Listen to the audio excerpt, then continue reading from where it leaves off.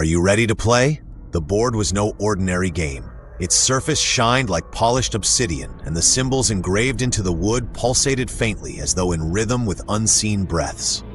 The pieces looked hand-carved, strangely human-like, yet their features contorted unnervingly, fixing their unblinking gazes on whoever dared to sit before them. In the center of the board, a chilling phrase was etched deep into the wood. Quem ganha, nunca escapa. Around the table sat Lucas, Anna, Raphael, Maria, and Gabriel, 5 friends, their faces dimly lit by the lone candle illuminating the room. They had found the board in the dank corner of an old thrift shop weeks ago, but it wasn't until a dark curiosity had taken hold that they decided to play it. The first rule had been simple.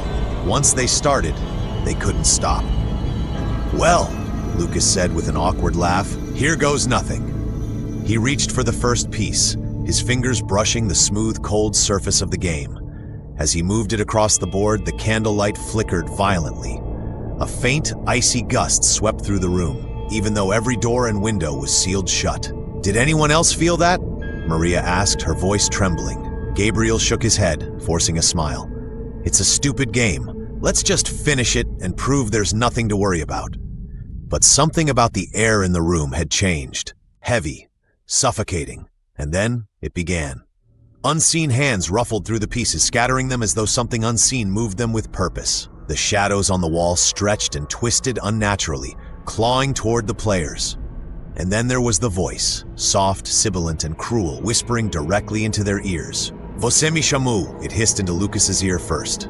"E agora pagará o preço." Lucas froze. His mouth opened in shock, but no sound came. The others stared at him, confused, until he pointed a trembling finger toward the board. One of the carved pieces, a knight, began moving on its own, slowly sliding across the surface until it toppled onto its side. Did anyone just... Lucas barely managed to finish his sentence when it happened. Darkness, thick and heavy as oil, poured from the board, engulfing him. He screamed, a sound that pierced the room, before vanishing into nothingness. Only his empty chair remained. "Lucas!" Anna cried, hysterical. She reached for his chair, but her hands closed on empty air. Where is he?" "This is insane," Maria shrieked, getting to her feet. "I'm done! I'm not playing anymore!" She bolted for the door, but the walls had shifted. The way out was gone, replaced by dark, featureless voids that seemed to stretch endlessly. She pounded on the wood, screaming as she turned to the others. "Help me, please! I can't!" But her words were cut short.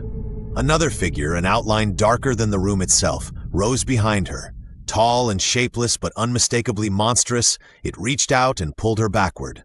She let out a final blood-curdling scream as the candle flickered, and then she was gone. Just like Lucas, Raphael slammed his fist on the table. "We have to stop this. We have to break the board, burn it, throw it away." He lunged for the game, but the second his fingers came into contact with its surface, the board flared with light, the engravings glowing an eerie crimson. He fell back, clutching his hand in pain.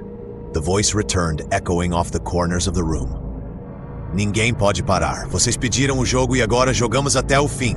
Gabriel, pale and shivering, whispered into the silence. "It's alive." "The game is alive." "No," Anna said suddenly, her voice shaking but firm. "It's not just the game, it's something inside it, something waiting." The figure in the shadows stirred, the air filling once again with its laughing, distorted growl. Raphael clenched his jaw, pulling something from underneath his shirt, a simple pendant etched with protective symbols. "I've had enough of this," he snarled, holding it out in defiance. "You want us? You'll have to get through." The laughter cut him off, growing louder now, a reverberation that set their teeth on edge. The pendant in Raphael's hand began to burn, the metal glowing red-hot until he dropped it with a cry of pain. "Eu readies reaction to react." Suddenly Raphael staggered. His eyes went wide, unfocused, as though staring at something invisible. He fell to his knees, his breathing quick and shallow. "No," he moaned, clutching his head. "No, no, no, please stop!" No one could hear what tormented him, but it didn't matter.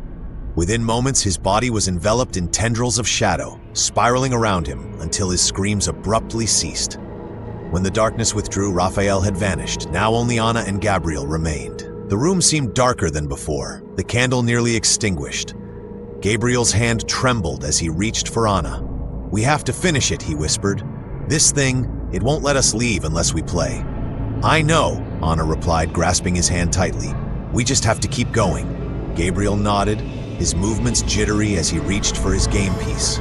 But before he could make the move, the laughter returned, loud and cruel, as if the being itself reveled in their suffering. Gabriel gasped, yanked backward by an unseen force. Anna! He screamed. His nails scraped at the hardwood floor, his face frozen in terror. But in seconds, he was dragged into the darkness that consumed him like smoke. And then there was one. Anna sat at the table, trembling violently. Tears streamed down her face as she stared at the empty seats, her heart hammering in her chest. The board seemed to pulse with life, its pieces moving in slow, deliberate circles. Every moment of hesitation stretched into eternity. Você é a última. The voice slithered into the silence, soft but sharp as glass. Jogue. I can't, Anna whispered. Her breath came in rapid, shallow gasps. But deep down she knew. It wasn't a choice. The game would go on whether she was ready or not. Swallowing her fear, she grabbed the final piece and moved it across the board. The air grew still as the final move clicked into place. It seemed just for a moment as though the nightmare had ended, but then it appeared.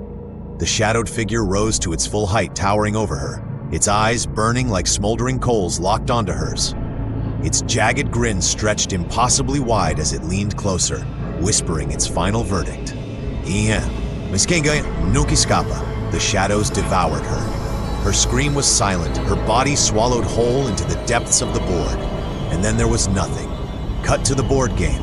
The carvings are still, the room silent. The candle burns out, plunging everything into darkness. For one breathless moment, all is quiet.